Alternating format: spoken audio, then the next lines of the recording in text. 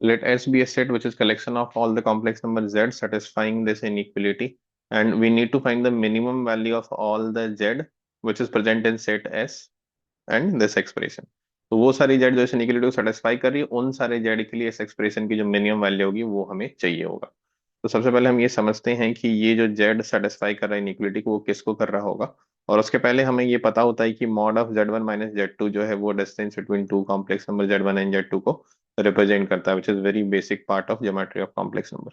अभी इसमें हम 2 से डिवाइड कर देते हैं सच दैट कि Z का जो कॉफिशिएंट है वो यूनिटी 1 हो जाए, और फिर हम इजिली उसको रिलेट कर पाएंगे। तो जैसे हम 2 से डिवाइड करेंगे तो ये हो जाएगा 3/2 less than equal to mod of Z minus 3 को आप अंदर भी लिख सकते हैं, मतलब ब्रैकेट के अंदर लाएंगे तो 3/2 प्लस 3/2 आयोटा हो जाएगा, and that is less than equal to 7/2।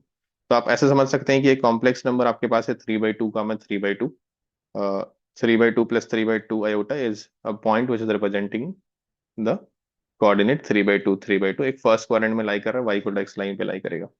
अब इसका डिस्टेंस जो z से है, z इस तरह से वेरी कर रहा है कि उसका डिस्टेंस इस फिक्स्ड कॉम्प्लेक्स नंबर से 3/2 से 7/2 के बीच में है।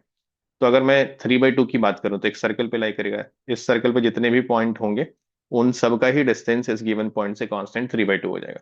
और दूसरा सर्कल होगा जिस पे जितने भी पॉइंट होंगे उन सब का डिस्टेंस इस सेंटर से हमेशा 7/2 हो जाएगा। तो हमें जो जेड चाहिए वो इन दोनों के बीच में चाहिए, जिसका डिस्टेंस 3/2 से 7/2 के बीच में होगा।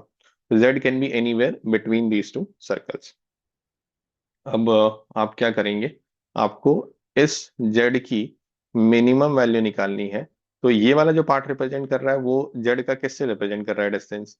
तो डिस्टेंस बिटवीन जेड एंड यहाँ पे प्लस है तो आपको माइनस लेना पड़ेगा।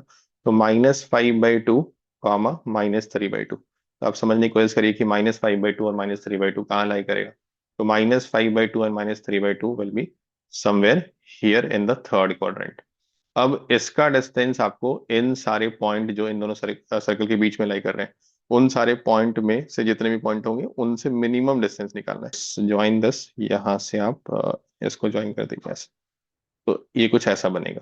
It did not pass through origin, वो आपको समझ में आ रहा है, क्योंकि इसका जो स्लोप है ना वो 1 नहीं आएगा, ये -5/2 है और -3/2, तो ये ऑरिजिन से पास नहीं करेगा।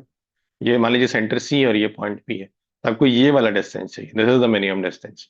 तो मिनिमम डिस्टेंस आप कैसे निकालेंगे, ये distance between centre C and point P minus radius of this larger circle which is 7/2। तो ये CP minus 7/2 is the required distance, minimum distance, जो हमेशा नॉर्मल के अलॉन्ग होता है। सी पॉइंट का कोऑर्डिनेट भी आपको मालूम है, पी पॉइंट का भी कोऑर्डिनेट मालूम है, तो डिस्टेंस फॉर्मूला लगा दीजिए, √(x1 माइनस x2) का square plus y1 minus y2 का स्क्वायर। तो ये आपका 5 माइनस 7/2 हो गया, विच इज इक्वल टू 3/2। तो 3/2 is the final answer for this question which is present in option B. तो option B is the right answer for this question.